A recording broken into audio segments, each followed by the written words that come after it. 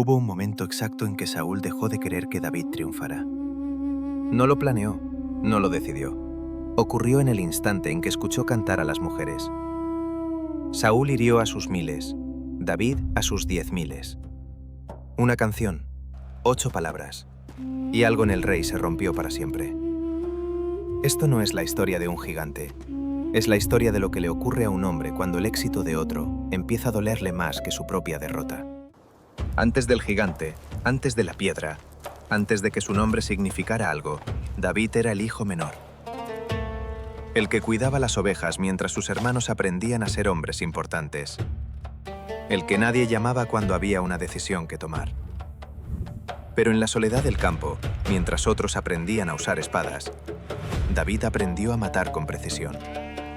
No con fuerza, con cálculo, con paciencia. Había pasado años defendiendo su rebaño de leones y de lobos, sin testigos, sin gloria. Nadie estaba mirando entonces. Nadie estaría mirando el día en que eso dejara de ser cierto. Todo el mundo conoce esta parte. Pero pocos entienden lo rápido que ocurrió. Goliat desafía a un ejército entero, y un ejército entero calla. 40 días de un mismo temor repitiéndose, 40 amaneceres en los que nadie da un paso al frente. Y Saúl, el rey, el ungido, el hombre más alto de todo Israel, duda. Entonces aparece David, sin armadura, sin espada, con 5 piedras lisas y una honda que ya conoce mejor que su propia voz. La piedra impacta, Goliat cae. Y esto es lo que casi nadie se detiene a pensar. El combate, el verdadero combate, duró segundos. Porque el punto nunca fue una pelea, el punto fue que no la hubo. David toma la espada del gigante caído y con ella termina lo que la piedra empezó. Pero la muerte de Goliat no fue el final de la historia. Fue el comienzo de algo mucho más peligroso. Aquí el tono cambia. Aquí termina el mito y empieza la política. Porque la verdad incómoda es esta. Saúl ya estaba roto antes de que David existiera para él. La victoria del pastor no lo destruyó, simplemente aceleró algo que ya estaba en marcha.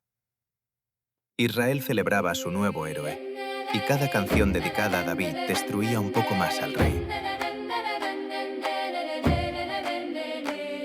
Saúl hirió a sus miles,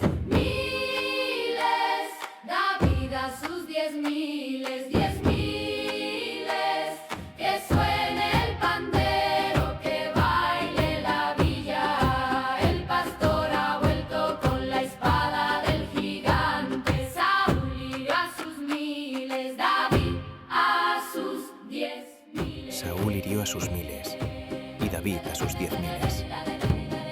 11 palabras. 11 palabras fueron suficientes para convertir a un héroe en una amenaza. Tú conoces esa sensación, aunque nunca hayas sido rey. El momento exacto en que dejas de sentirte el mejor y empiezas a sentir que alguien más te lo está quitando. Porque el poder, cuando se sostiene sobre la inseguridad, no tolera comparaciones. Y desde ese día, Saúl empezó a mirar a David no como a un soldado leal, sino como a un rival que aún no sabía que lo era. David toca música para Saúl, como lo ha hecho tantas veces antes, para calmar algo en el rey que ni el propio rey sabe nombrar. Saúl lo observa. Silencio incómodo. Y de repente, sin aviso, sin razón que pueda explicarse en voz alta, Saúl lanza una lanza para matarlo. David esquiva. Sobrevive. Y en ese instante, algo queda decidido para siempre. El hombre que venció al gigante acababa de convertirse en enemigo del rey. Lo que sigue no es una guerra. Es una persecución. David huye. Duerme en cuevas.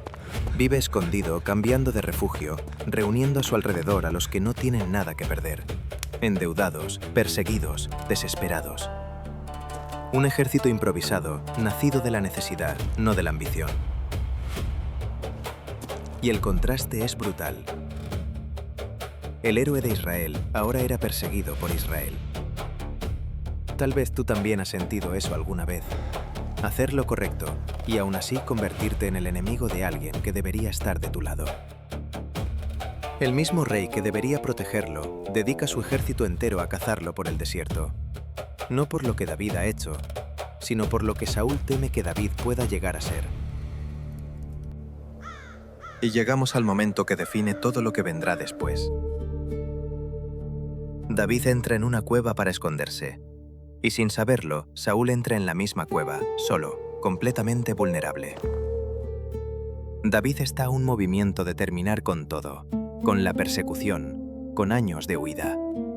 Sus hombres se lo susurran. Es el momento. Es ahora. Pero David no lo mata. Se acerca en silencio y corta solo un trozo de la túnica del rey. Nada más. Y ese gesto, pequeño, casi insignificante, dice más sobre quién será David como rey que cualquier batalla que haya ganado. Porque David entendió algo que Saúl había olvidado. El poder no se conserva mediante el miedo. A partir de aquí, el destino de Saúl es inevitable. Aislado, desesperado, consumido por una guerra que él mismo empezó contra un fantasma que él mismo creó. Sus consejeros lo abandonan, sus decisiones se vuelven erráticas.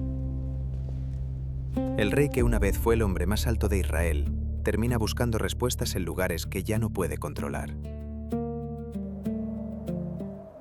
Y finalmente, en el monte Gilboa, los filisteos lo alcanzan. Una flecha. Luego otra. Y cuando entiende que la captura sería peor que la muerte, es él mismo quien termina lo que empezó.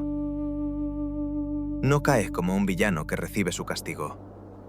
Cae como un hombre roto, abandonado por todos, incluso por la versión de sí mismo que alguna vez fue capaz de liberar un pueblo entero. Saúl no cae por debilidad, cae por el pánico de perderlo todo. Y ese instinto, cuando gobierna, siempre termina devorando a quien lo alberga. Y entonces el trono queda vacío. Pero esto no es un final feliz. No hay fanfarrias, no hay triunfo limpio. Es simplemente el peso de la historia cayendo sobre un solo hombre. El nacimiento de una era que nadie pidió, pero que todos necesitaban. El pastor finalmente ocupó el trono, pero para llegar allí, un gigante tuvo que caer, y un rey tuvo que destruirse a sí mismo. Y quizás, si llegaste hasta aquí, ya entendiste que esta historia nunca trató sobre tamaño. Nunca trató sobre gigantes, ni sobre piedras, ni sobre espadas. Trató sobre el miedo, sobre legitimidad, sobre lo que un hombre está dispuesto a hacer para conservar un poder que siente que se le escapa. La piedra que derribó a Goliat nunca fue el verdadero golpe. El verdadero golpe ocurrió después, cuando Israel comenzó a mirar a un pastor como a un rey. ¿Y tú? ¿Reconocerías el momento exacto en que el miedo empieza a gobernarte antes de que sea demasiado tarde para soltar la lanza? Deja un me gusta para mantener este fuego encendido. Suscríbete y elige tu próxima historia.